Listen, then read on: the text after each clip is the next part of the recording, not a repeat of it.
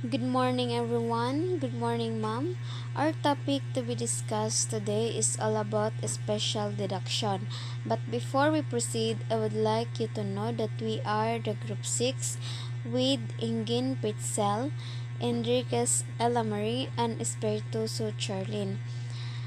By the way, I am Ella Marie Enriquez, the first reporter for this topic, the special deduction.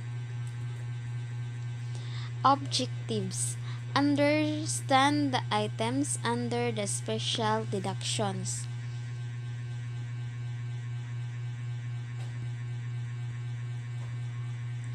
There are three items under special deduction, namely the standard deduction, family home, the RA 4917, or shall say Republic Act 4917, the retirement benefits of employees of private firms. What is deduction? The special deduction allowed against the gross business income is of the cost incurred in acquiring treasury shares less any amounts payable by the employee for those shares. So when we say deduction is to less any amounts payable to those employees or the business income. There are two deduction, the ordinary deduction and the special deduction. So the ordinary deduction under expense, losses, indebtedness, and taxes. Under expense and losses, the funeral and judicial. The indebtedness and taxes is claims against the state, claims against insolvent person. Under also ordinary deduction, the transfer for public use, amount received by here under RA 4917, vanishing deductions, share of surviving spouse. So that is the ordinary deduction. So under also the special deduction, the family home and the medical expenses, and also the standard deduction. So later on we we can discuss about the family home and the standard deduction with the second reporter, which is Ingin Brazil. So what is a special deduction? Special deduction is only residents and citizens have the privilege of claiming a special deduction. So when we say residents, not only residents, it you can qualify in special deduction if you are residents with permanently or a long term kung in other term dugay dugay dakawiyag huya nga di sang Pilipinas. You have a permanent area or permanent places na ansian ka gayud yag huya in how many years. In the old NIRC, for example, the standard deduction of 1 million was only available for resident citizens, residence aliens, and non-residence aliens. So, in the old, so in the past siguro in IRC, for example, kung yung standard deduction is 1 million, only available lang yung sinasabi kong residents na mahabang taon na or long term na siyang permanently nakatira sa isang lugar. But with RA 10963 or all trade law, non-resident aliens could now enjoy a standard deduction of 500,000 while others could deduct an amount of 5 million. So, in a train law, if ever non-residents ka, naaman kay gihapong ma-enjoy nga deduction nga 500,000 while others, so samantala yung iba naapod sila i-deduct na amount of 5 million. So I said that there are three items under special deduction. The first is the standard deduction.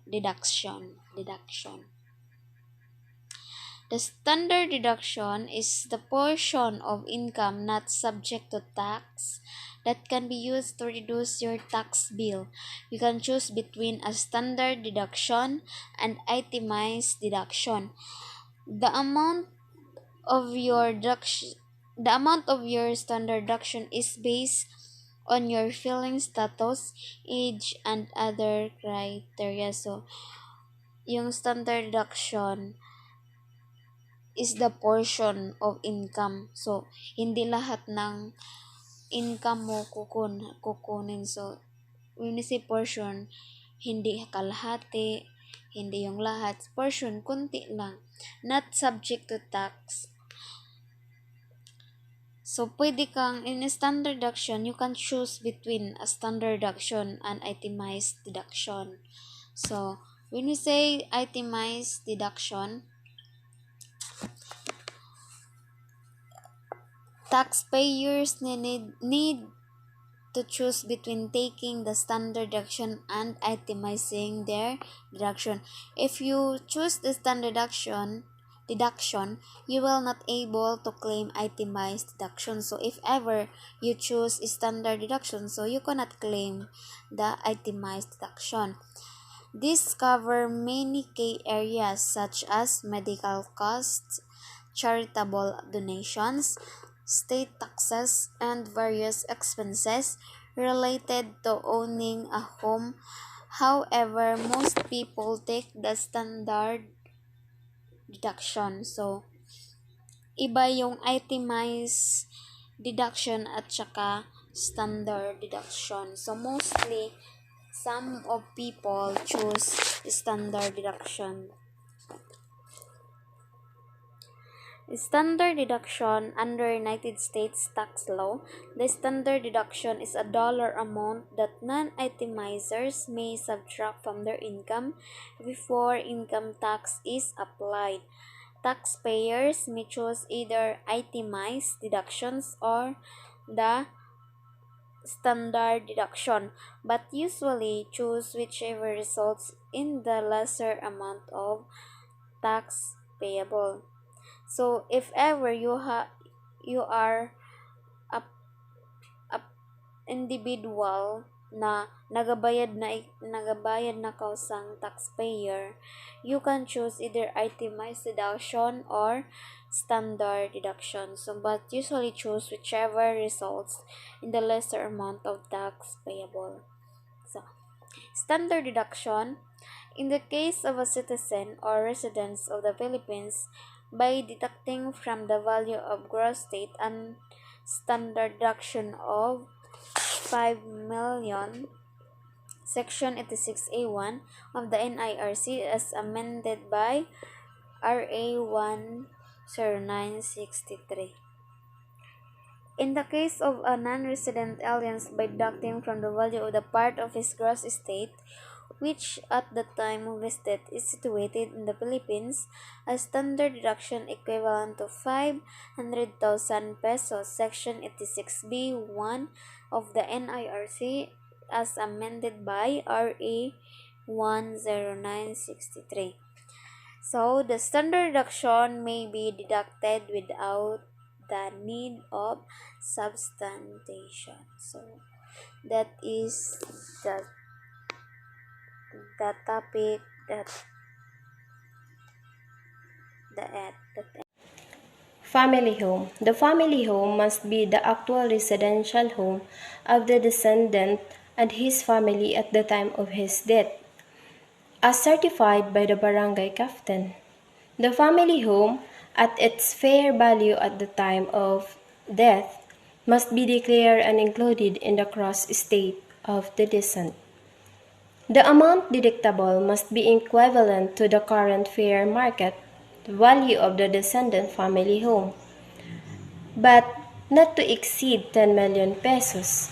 If the family home is a conjugal property, it must be divided into two.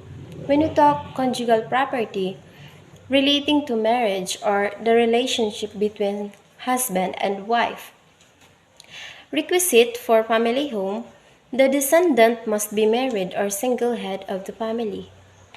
The family home must be the actual residential home of the descendant and his family at the time of his death, as certified as barangay captain of the locality where the family home is situated. The total value of the family home must be included as part of the gross estate of the descendant. Requisite for family home. Allowable deduction must be in an amount equivalent to the current fair market value of the family home, as declared or included in the gross estate, or the extent of the descendant interest, whether conjugal and community or exclusive property, whichever is lower but not to exceeding 10 million pesos. So for example, family home as exclusive property. Who dead leaving his family exclusive property, residence house, and lot to his wife Maria. The fair value of the property was 8 million pesos. In Juan's exclusive gross estate, the property must be included so he can deduct the same. The maximum deductible amount is 8 million pesos, So, example, family home as communal. So, we talk communal, shared by all members of a community for a common use.